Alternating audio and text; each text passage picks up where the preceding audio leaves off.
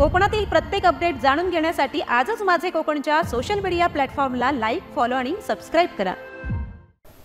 कोकण धनगर समाजोन्नती मंडळ मुंबईच्या अध्यक्षपदी प्रदीप झोरे आणि कार्याध्यक्षपदी रामचंद्र आखाडे यांची निवड झाली आहे।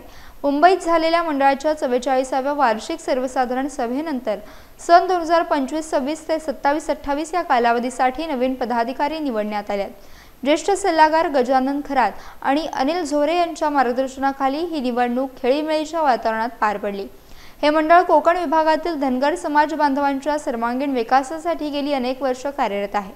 मुंबई, ठाणे, रायगड, रत्नागिरी आणि सिंधुदुर्ग या जिल्ह्यांमध्ये मंडळाचे कार्यक्षेत्र विस्तारले असून दुर्लक्षित समाज बांधवांना विकासाच्या मुख्य प्रवाहात आणण्यासाठी मंडळाने सातत्याने प्रयत्न केलेत। प्रदीप झोरे आणि रामचंद्र आखाडे यांच्यासारखे लोकप्रिय नेतृत्व लाभल्याने कोकणातील धनगर बांधवांकडून समाधान व्यक्त होत आहे।